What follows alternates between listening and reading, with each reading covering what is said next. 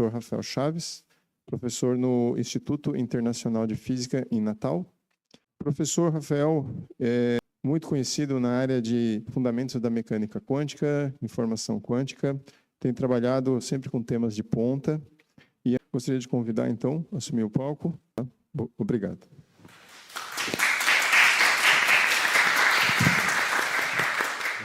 Bom dia a todos. Bom, a gente vai, então, agora o que a gente vai fazer é usar esse arcabouço teórico para entender dois experimentos paradigmáticos importantes aí, tanto em física clássica quanto em física quântica. Vamos começar, então, com o experimento da fenda dupla.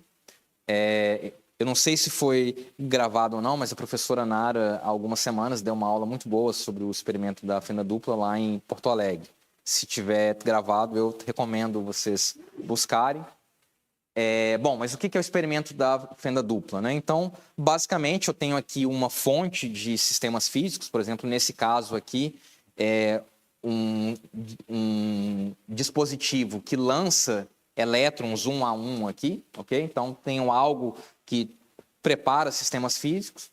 Aqui eu tenho um anteparo que tem duas fendas. Então, esses sistemas físicos eles vão atravessar aqui essas duas fendas. E aqui na frente eu tenho um anteparo de observação, por exemplo, uma tela de observação. E o que acontece nesse experimento, por exemplo, se eu ficar enviando aqui elétrons um a um? Então, aqui é o que eu vou observar experimentalmente. Então, acho que, não sei se vocês conseguem ver, mas aqui eu tenho uma tela preta, que seria essa minha tela de observação, e eu vou ter marquinhas brancas aqui, que são os pontos em que esses elétrons vão se chocar contra essa tela. E eles deixam essas marquinhas aqui, que são características de um comportamento de partícula. É como se os elétrons fossem bolinhas de ping-pong, né? Só que se eu coleto mais e mais dados, envio mais e mais elétrons, eu vejo aqui que vão surgir essas franjas. Então, essas regiões brancas são as regiões em que os elétrons vão cair com uma probabilidade maior, e essas regiões escuras aqui, em que esses elétrons pouco vão cair ou nunca caem, né? Então, é um padrão de franjas que a gente chama de um padrão de interferência, e tipicamente, para eu ter um padrão desse tipo, eu tenho que ter agora um sistema físico que se comporta como uma onda. Por exemplo, se eu tivesse aqui mandando uma onda de água, né? O que eu observaria, acho que o professor Luiz, na segunda-feira, mostrou um vídeo aí para vocês. Se vocês não viram, olhem lá na lista de vídeos. Então, notem aqui que eu tenho um sistema físico que ele se comporta como partícula, ele deixa uma marquinha ali no meu anteparo, mas de alguma forma ele também se comporta como onda, porque ele dá origem a esse padrão de interferência. Então, isso aqui, o que está por detrás, né? Esses dados aqui são dados reais, é o que a gente chama de dualidade de onda-partícula. Então, entrando em mais detalhes aqui, é como se o elétron ele se comporta como uma partícula na hora que ele é detectado, mas de alguma forma ele também se comporta como onda. E o que uma onda faz nesse tipo de experimento? Uma onda, né? Se eu mandar uma onda de água aqui nessas duas fendas, essa onda de água ela vai passar pelas duas fendas. Ela não passa nem uma e nem na outra. Então, a gente pode se perguntar, tá, então, de alguma forma, o elétron está, entre aspas, passando pelas duas fendas ao mesmo tempo? Bom, se ele está passando pelas duas fendas ao mesmo tempo, eu posso tentar observar isso experimentalmente. Então, vamos supor que eu vou lá com meu olho ou com um detector e tento observar por qual das duas fendas esse elétron está passando. Quando eu olho para tentar ver por qual das o elétron passa, eu vejo que, de fato, ou ele passa por uma fenda ou pela outra. Obviamente, uma coisa não pode ocupar dois pontos no espaço ao mesmo tempo. Só que quando eu faço isso, quando eu tento observar por qual fenda o elétron passou, eu vejo que aquele padrão de interferência desapareceu. Então, quando eu observo o elétron, de certa forma, eu estou mudando a natureza dele. Se eu tento observar por qual fenda o elétron passou, ele perde esse caráter. Opa, agora eu fui muito perto. Eu perco esse caráter ondulatório dele e eu consigo determinar por qual fenda ele passou. E se eu não tento determinar por qual fenda ele passou, é como se ele tivesse passado pelas duas. Então, quando eu não estou olhando, ele se comporta de um jeito, e quando eu olho, ele se comporta de outro. É aí que nasce essa ideia da dualidade onda-partícula, que é uma frase famosa lá do Feynman, acho que está naquele livro famoso dele, né, as aulas de Feynman, em que ele diz que esse experimento aqui, cadê? Se você olhar para todos os paradoxos e mistérios e peculiaridades da natureza, todas as situações, né, então, é como se esse experimento da fenda dupla, ele contivesse toda a essência da mecânica quântica. É isso que o Feynman quer dizer com essa frase longa aqui. Então, é uma frase famosa, e o que a gente fez em 2018, quando a gente começou a aprender aí sobre a teoria da causalidade, falei, bom, então vamos mostrar matematicamente que o Feynman está certo. Feynman, um dos maiores gênios aí do século XX. E o que a gente acabou mostrando foi que o Feynman estava errado. Então, usando a teoria da causalidade em meia página de conta, eu consegui negar um dos maiores gênios do século XX. Então, é um dos poderes da teoria da causalidade. E por que a gente conseguiu fazer isso? Porque a teoria da causalidade, ela me permite abrir mão desses conceitos poéticos. Onda, partícula, o que é isso? Eu não sei. O que eu sei é, como físico teórico, trabalhar com equações, com conceitos matemáticos. Então, o que a teoria da causalidade me permite fazer é justamente abrir mão dessa poesia, né, como Bohr colocava, e trabalhar com equações. Então, a ideia aqui da teoria da causalidade, ela vai me permitir dizer se um fenômeno é quântico ou se de fato, né, se ele tem uma explicação clássica ou se de fato ele é quântico, ou seja, ele é não clássico, não existe uma explicação clássica para aquele fenômeno. E a ideia básica aqui, que é o que a teoria da causalidade me permite fazer, se eu tenho um certo fenômeno, eu estou observando algo ali, se eu tento interpretar em termos de onda e partícula, aquilo parece estranho.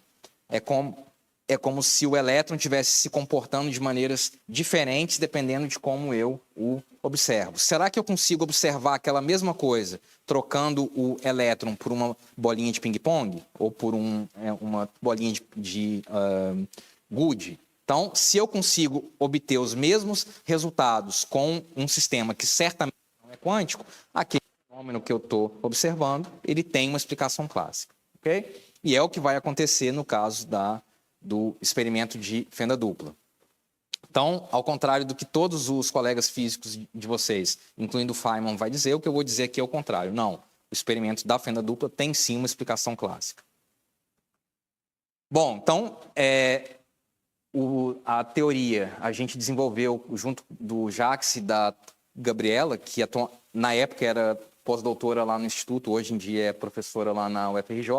Pouco tempo depois, teve vários grupos ao redor do mundo que fizeram experimentos, né? A gente participou de um desses experimentos lá com o pessoal da Itália. E o que a gente provou era tão inesperado, né, que até essa revista aqui, lá de Pop Science, né, a Wired Magazine, escreveu um artigo sobre isso que a gente mostrou. Que a gente literalmente mostrou depois do almoço. Então, é muito simples, é meia página de conta. E qual que é a ideia aqui, então? Então, aqui está o experimento da fenda dupla. Para a gente entender isso aqui, ou para a gente conseguir fazer esse experimento, a gente mapeou esse cara, que é esse experimento da fenda dupla aqui, usando elétrons, a gente mapeou isso na versão fotônica dele, que é o que a gente chama de um interferômetro de Mach-Zehnder. Então, o que eu tenho aqui é uma fonte de fótons, então eu estou enviando partículas de luz únicas.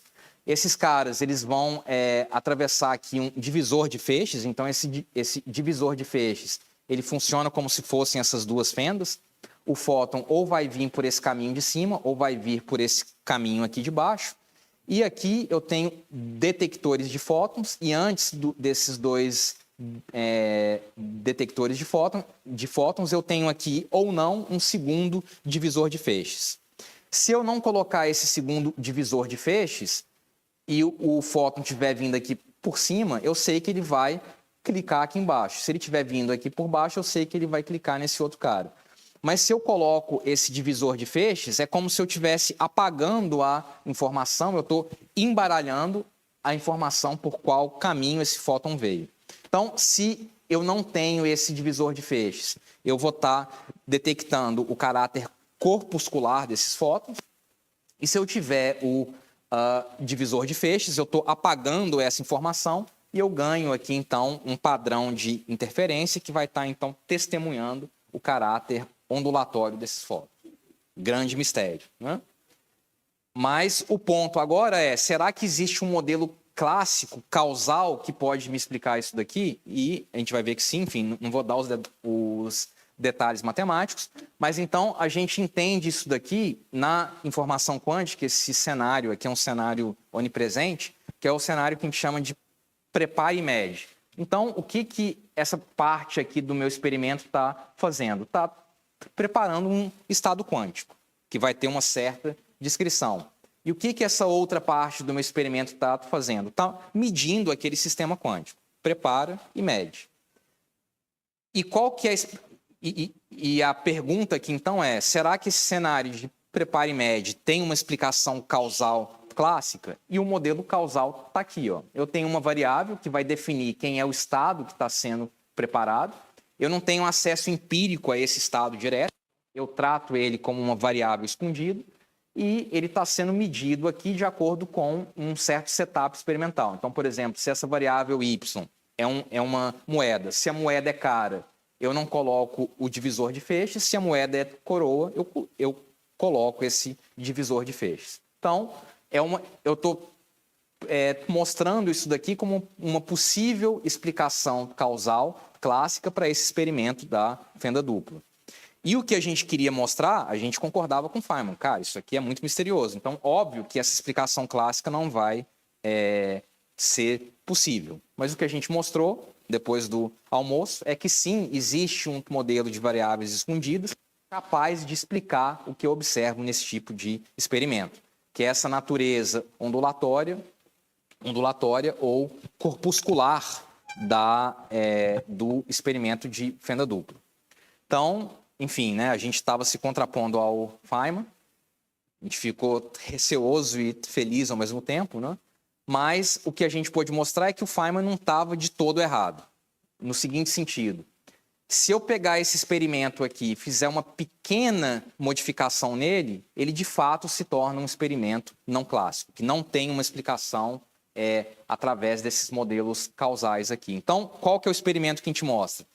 No experimento original, você tira e coloca esse divisor de feixes. No novo experimento que a gente propõe, o divisor de feixes ele está sempre presente e o que a gente tem que fazer é colocar uma fase extra aqui nesse caminho de baixo. O que é essa fase extra? É colocar ou não um pedaço de vidro ali, que vai pôr uma fase ali extra no caminho desse fóton.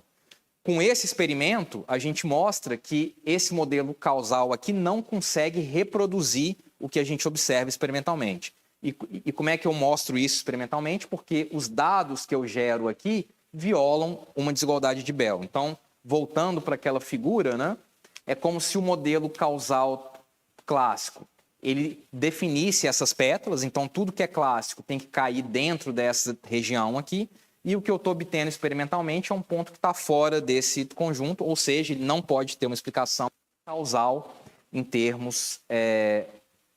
ele não tem uma explicação causal. Então, qual que seria uma explicação causal para esses dados experimentais que a gente gera agora? Por exemplo, retrocausalidade. Então, se eu tentar explicar experimentalmente os dados desse experimento quântico, a única forma de eu fazer isso de maneira clássica é através dessa seta aqui, que está me dizendo o quê? É como se eu colocar ou não esse pedaço de vidro, depois que o fóton entrou no meu aparato, pudesse alterar o estado do fóton. Então, retrocausalidade é o futuro afetando o passado. É isso que está acontecendo no experimento? Óbvio que não. Mas essa é a conclusão que eu chego se eu tentar usar conceitos clássicos de causa e efeito para entender o que está acontecendo aqui. Então, o Feynman não estava de todo correto, ao menos esse experimento aqui, na sua forma usual, ele tem sim uma explicação clássica, mas se eu faço uma pequena modificação, que é colocar e tirar um pedaço de vidro ali do meu interferômetro, eu consigo, então, detectar essa não classicalidade desse experimento. Beleza. Sim?